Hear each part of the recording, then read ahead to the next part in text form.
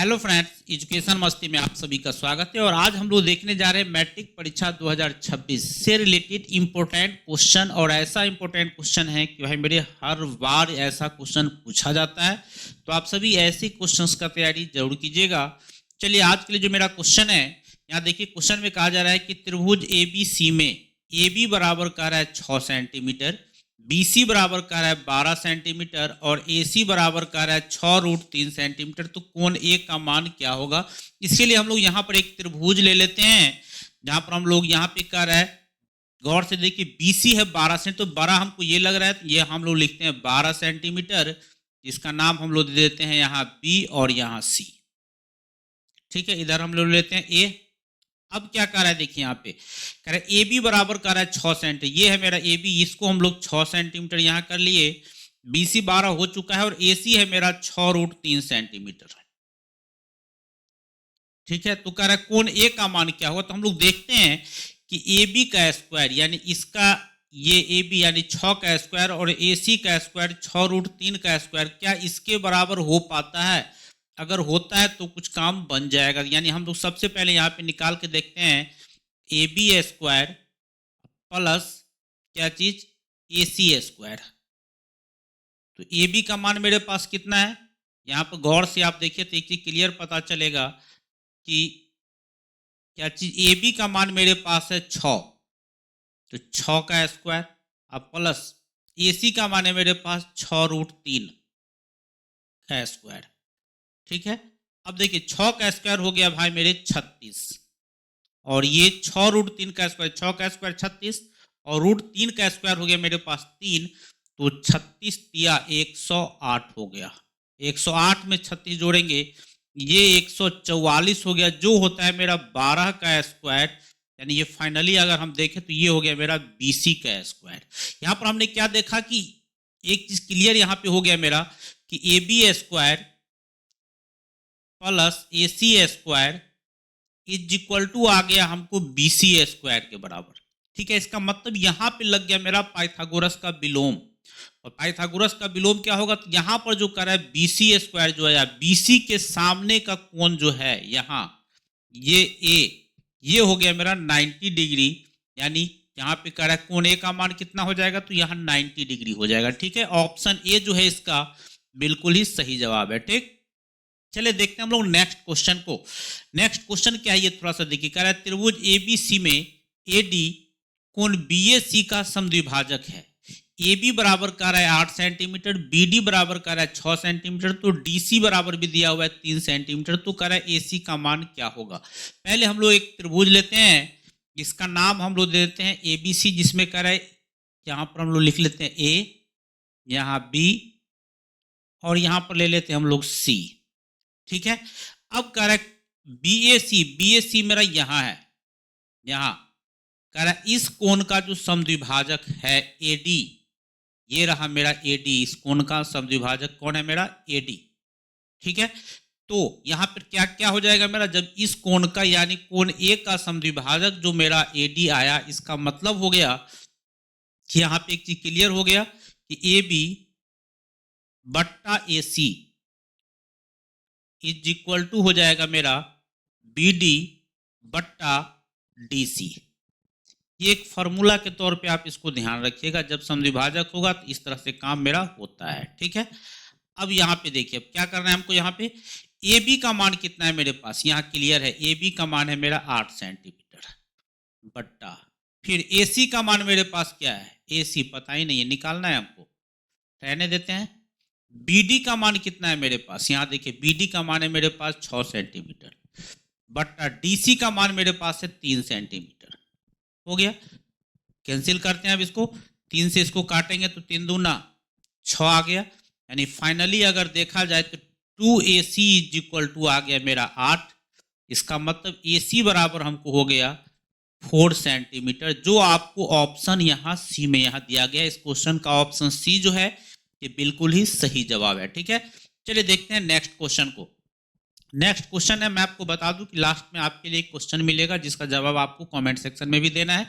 चलिए यहाँ पे देखिए कह रहा है कि यदि दो त्रिभुजों ABC तथा हो गया तथा DEF में कोण ए बराबर है कोण ई, कोण बी बराबर है कोण एफ। तो कह रहा है निम्नलिखित में कौन सही नहीं है। यहाँ पर देखिए, यहाँ पर हम लोग दो त्रिभुज ले लेते हैं, एक त्रिभुज एबीसी और दूसरा त्रिभुज ले लेते हैं हम लोग डीईएफ। यहाँ पे हम लोग ले लेते हैं ए बी और सी, और फिर यहाँ पे कह रहा है यहाँ ले लेते हैं हम लोग डी, यहाँ कर लेते हैं ई और यहाँ कर लेते हैं एफ। ठीक है, तो कह रहा है कोण ए बराबर है कोण ई, क्वेश्चन में कह रहा है, तो हम लोग सामने सामने ले लेंगे तो और अच्छा लगेगा। ठीक है, कोण ए के सामने अच्छा कर लेंगे, आसानी से सॉल्व हो जाएगा। ए बराबर है ई, तो ए के सामने हम लोग यहाँ पे ले लेते हैं ई बेटर के लिए। बी के सामने है मेरा एफ, बी यहाँ है तो यहाँ पर मेरा हो गया एफ। इसका मतलब यहाँ पे क्लियर हो गया, यहाँ पे आ गया मेरा डी। ठीक है, अब कह रहा है कौन सही नहीं है ये हमको निकालना है। तो हमको इसमें क्या क्या आ सकता है, गौर से देखा जाए। अगर संगत भुजा अगर समानुपाती करें, क्यों समानुपाती करें, क्योंकि यहाँ पे एक चीज क्लियर होना चाहिए कि दो कोण जब देखिए, यहाँ पे दो कोण जब बराबर है तो दोनों त्रिभुज, यहाँ पे लिख सकते हैं कि चूंकि कोण ए बराबर दिया हुआ है कोण ई और कोण बी बराबर दिया हुआ है कोण एफ, इसका मतलब है यहाँ पे दो कोण बराबर हो गया। इसका मतलब हम लिख सकते हैं कि त्रिभुज ए, इसीलिए कह सकते हैं कि त्रिभुज एबीसी समरूप हो गया किसका, त्रिभुज डीईएफ का। और पता है आपको जब समरूप होता है तो भुजाएं समानुपाती होती है, यानी यहाँ पर हम कह सकते हैं कि ए बी क्या आ सकते हैं, हमको ए बी या बट्टा में आ जाएगा वहां पे ई एफ बराबर बी सी, अब बट्टा में आ जाएगा हमको डी एफ या एफ डी, डी एफ ही लिख लेते हैं। अब बराबर फिर हमको ए सी आ जाएगा, तीसरा भुजा ए सी, अब बट्टा में क्या आ जाएगा डीई। संगत भुजा कर लिए, इसके बराबर हमने फिर यहाँ कर लिया, फिर यहाँ पे देखिए बीसी के इसके बट्टा में ये कर लिया, फिर एसी के बट्टा में यहाँ पर हमने क्या कर लिया डीएफ डीई कर लिया। ठीक है, क्योंकि एंगल को हम लोग पहले ही एडजस्ट कर चुके थे इसीलिए। अब यहाँ पे देखिए ऑप्शन में देखिए ए बी बट्टा डीई, गौर से देखा जाए तो ए बी बट्टा डीई और ए बी बट्टा डी और बी सी, ए बी के बट्टा में डीई चाहिए हमको, ए बी के बट्टा में डीई पॉसिबल ही नहीं है। चलिए देखते हैं, अब दूसरा चेक करते हैं, बी सी बट्टा डी एफ, बी सी बट्टा डी एफ और ए सी बट्टा डी, ये ऑप्शन में आ जाएगा, ये तो सही आंसर है। ठीक है, अब देखिए बी सी बट्टा डी एफ, बी सी बट्टा डी एफ और ए बी बट्टा ई एफ, ये भी सही आंसर है।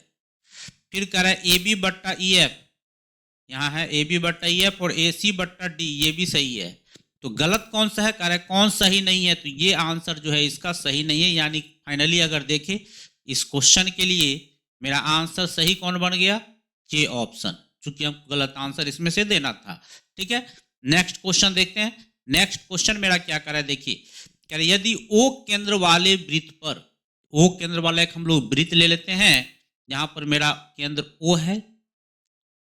ठीक है, यहां ले लेते हैं, चलिए यहां ओ लिखते हैं। ठीक है, कह रहा है दो स्पर्श रेखाएं पी ए तथा पी बी, दो स्पर्श रेखाएं, एक स्पर्श रेखा यहाँ और एक स्पर्श रेखा यहाँ, ये हम लोग ले लेते हैं पी, यहाँ है मेरा ए और यहाँ रहा मेरा बी।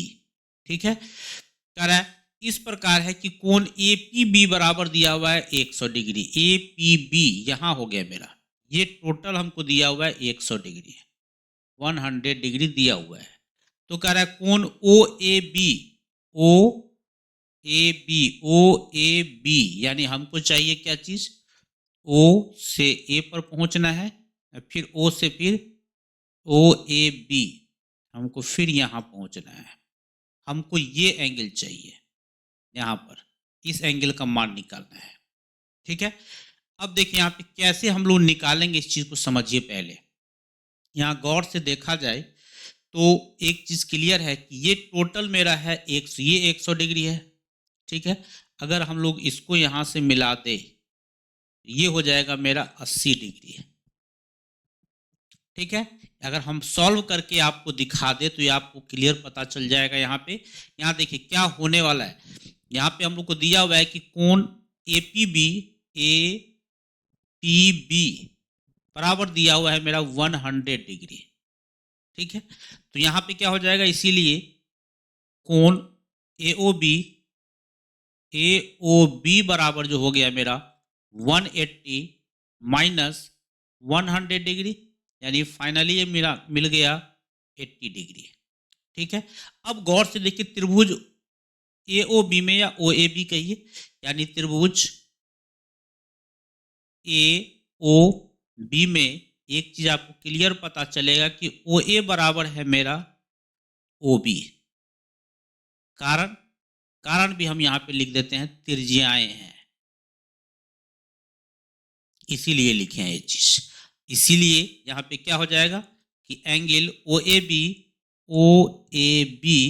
बराबर कोण OBA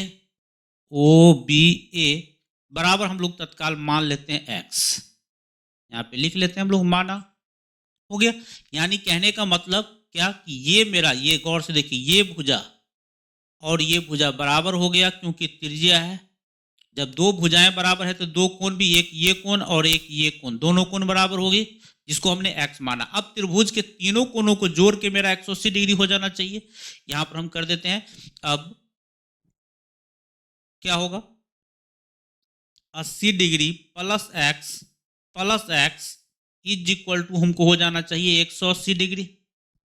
यानी ये कहने का मतलब कि 80 plus 2x is equal to हो गया मेरा 180 डिग्री, यानी 2x इज इक्वल टू हो गया मेरा 180 माइनस 80, यानी x इज इक्वल टू आ गया मेरा 100/2, यानी 50 डिग्री, यानी इसका मान हो गया 50 डिग्री, जो आपको ऑप्शन डी में यहाँ दिया गया। इस क्वेश्चन का डी ऑप्शन जो है ये बिल्कुल ही सही जवाब है। ठीक है, चलिए देखते हैं नेक्स्ट क्वेश्चन को। और नेक्स्ट क्वेश्चन, ये क्वेश्चन आपके लिए है कि त्रिभुज ABC में DE समांतर है BC, AB बट्टा DB बराबर है 1.5/3।